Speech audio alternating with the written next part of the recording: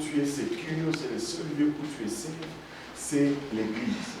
En dehors de l'Église, c'est la destruction. L'Église, c'est la meilleure place sur la face de la terre. Alléluia. Et ils sont montés, ils ont tué, mais il y avait un interdit qui était donné. Dieu avait dit à ces gens, vous ne prenez aucun butin de Jéricho. Vous vouez Jéricho par interdit. C'est-à-dire, vous brûlez tout ce qu'il y a. Vous ne faites pas de butin, vous ne prenez pas les choses pour vous enrichir et vous brûlez tout. Mais il y avait un homme qui s'appelait Akan,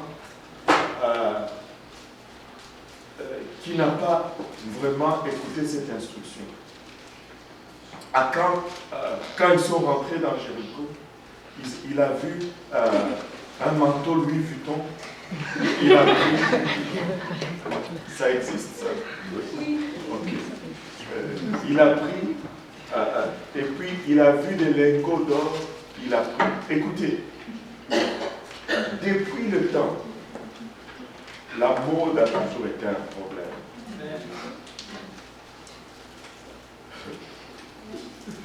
La mode a toujours été un problème. Vous savez, j'ai lu, quand je suis devenu chrétien, quand je suis vraiment pour de vrai, là, pas juste dans la bouche, là. Quand j'ai commencé à suivre Dieu, j'ai lu un livre que j'avais emprunté dans le bureau de Pasteur Graham qui est intitulé Radical Christianity, chrétienté radicale. Et j'ai toujours retenu un paragraphe de ce livre-là. Une chose que j'ai retenue de ce livre-là jusqu'à aujourd'hui, c'est que j'ai retenu ceci. Et qu'il dit que un des esprits familiers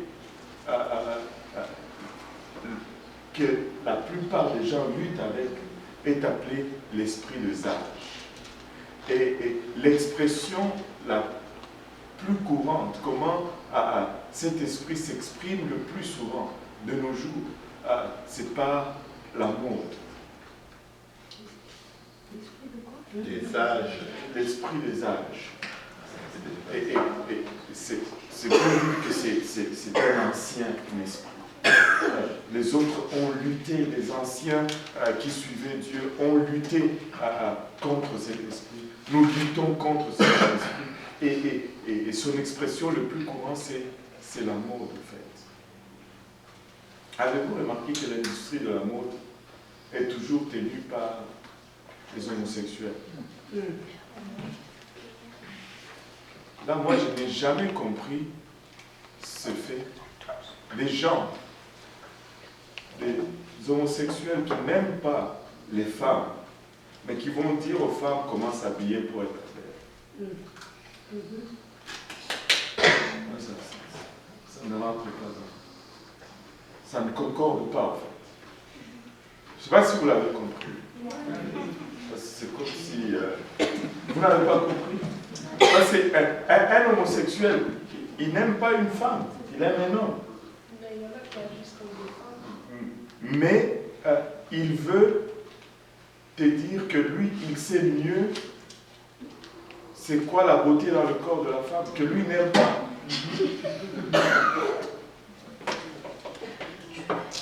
Ça ne marche pas, là. Mais c'est ça. Et Akan a pris ce manteau, et ça c'est une chose, et puis il a pris lingot d'or. L'autre chose avec laquelle nous luttons, la cupidité, l'amour de l'argent. Écoutez, l'argent c'est pas bon. Amen. Mais quand on aime l'argent, on se crée de sérieux problèmes. Parce qu'à la racine de tout mal, on trouve l'argent. On trouve l'argent. Et là, il a pris ces choses, il est allé cacher en dessous de sa tente.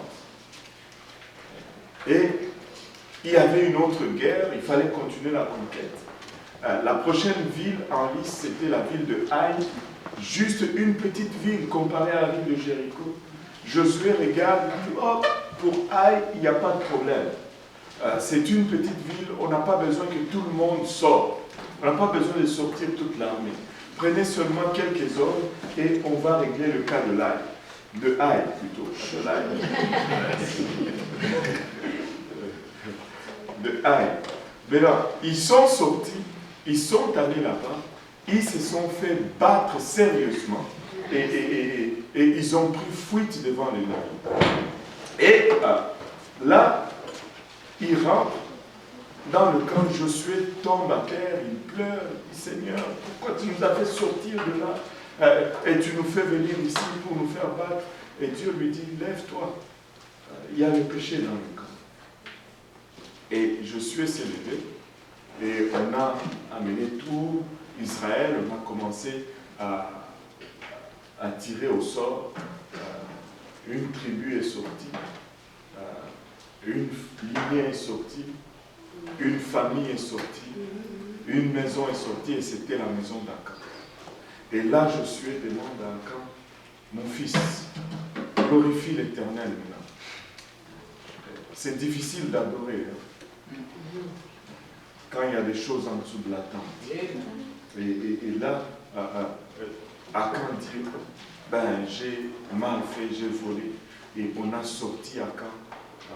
On a pris Akan, on a pris ses brebis, on a pris ses enfants, on a pris sa femme, on a pris tous ses biens, on les a mis dans une vallée et on les a lapidés. Et c'est comme ça que Israël a sorti l'iniquité du milieu d'eux.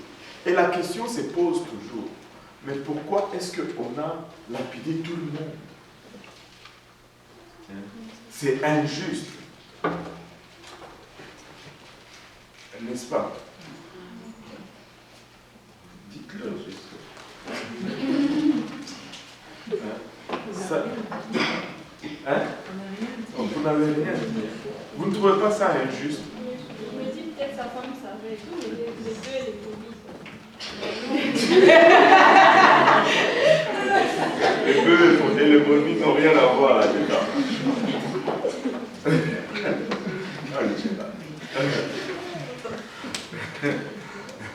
Peut-être sa femme savait. Vous savez,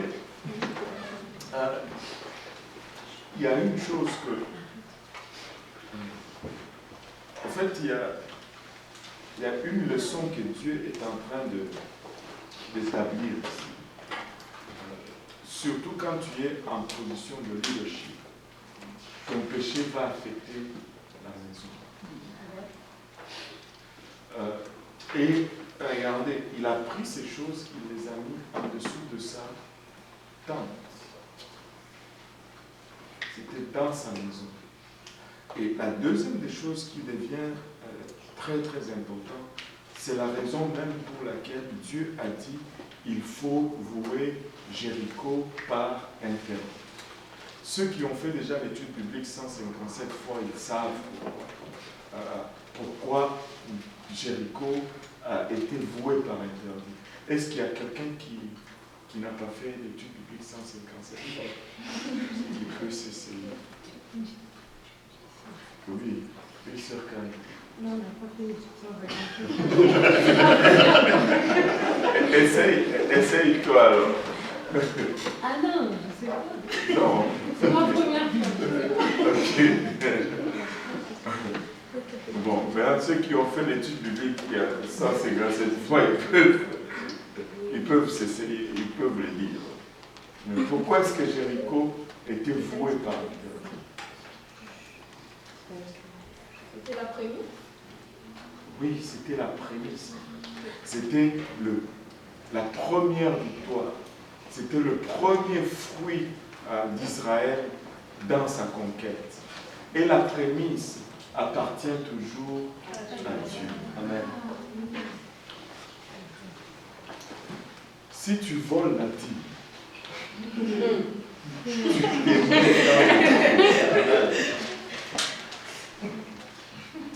parce que le premier fruit appartient toujours à Dieu. Voyez-vous, cette histoire a commencé depuis le jardin d'Éden. Ça n'a pas commencé seulement avec Abraham ou avec la loi. Ça a commencé depuis le jardin d'Éden. Dans le jardin d'Éden, Dieu a établi le principe de la dîme. Dieu donne tout le jardin à l'homme. Il dit, tu pourras manger de tous les arbres, sauf un. Quand Dieu te donne quelque chose, il va toujours retenir un gage. Ça, c'est juste pour te rappeler que je suis la source. Tu sais, on nous avait fait un exemple, une démonstration qui est très éloquente. Heureusement, je n'ai pas amené un fruit, sinon j'allais lui faire cette démonstration. C'est un prédicateur qui prend une orange. Il dit, admettons que cette orange, c'est ton revenu. Il dit, certaines personnes donnent la dîme à Dieu, mais ils ne la donnent pas de la bonne façon. Il dit, tu reçois ton revenu et tu veux maintenant le partager entre tes besoins. Donc il prend l'orange, il épluche, il met la peau de côté. Et il dit, bon, ça c'est mon loyer. Il sort 3 ou 4 quartiers de l'orange, il mange. Il dit, ça c'est le paiement de ma voiture. Il sort 3 ou 4 quartiers de l'orange, il mange. Ça, c'est la nourriture. Il sort, il mange. Ça, c'est, je ne sais pas moi, quelle facture, les vêtements ou l'école des enfants, Hydro-Québec. Et il sort et il mange. Avant qu'il ne réalise, il ne lui restait plus de quartiers d'orange dans la main. Et là, il fallait maintenant donner à Dieu sa dîme. Il dit, oh, là, je dois donner maintenant à Dieu la dîme. Et tout ce qui restait, c'était les plures d'orange. Et il a pris cette peau de l'orange, il a essayé de la manger. Et son visage s'est tordu. Il dit, des fois c'est ce que nous faisons. Des fois c'est ça la réaction que Dieu a quand il reçoit notre dîme, parce que nous le gardons toujours à la fin. Je paye d'abord toutes mes factures. Et puis s'il en reste, là, je donne ma dîme à Dieu. Non, ça ne fonctionne pas comme ça. Achan a violé un principe fondamental dans la parole de Dieu. C'est pourquoi sa punition était si sévère, parce qu'il a touché au fondamental de Dieu. Il a été lapidé et lui et ses enfants et sa maison et tout. Avez-vous remarqué ceci? Quand on peut dire, oh, c'est lui qui a fait le mal, mais ses enfants sont victimes. Oui, ils sont victimes. Regardez ceci. Moi, je me rappelle quand on était chez nous. C'était très courant de voir des familles dont le père était ivrogne. Et ce père qui était ivrogne, des fois, quand il rentrait ivre tard dans la soirée, il mettait tout le monde mal à l'aise à la maison. Déjà que, je me rappelle d'une famille, déjà qu'ils n'avaient pas d'électricité à la maison. Et ils devaient étudier à la maison avec les catholitori. Je ne sais pas si vous connaissez c'est quoi un catholitori. Ce n'est même pas la lampe à pétrole. Sœur Storage, toi tu connais catholitori? La lampe à huile. Non, pas lampe à huile. Non, c'est pas une bougie. Tu sais, quand tu prends, par exemple, tu prends un pot de confiture, tu prends le dessus, là, tu fais un trou. Mais là, tu mets un tissu là-dedans, et puis là, tu mets du pétrole parce que tu n'as même pas assez d'argent pour t'acheter une lampe. C'est ça un catholico. Et les enfants étudiaient avec le catholico. Lui, il vient, il donne même un coup de pied dans le catholique.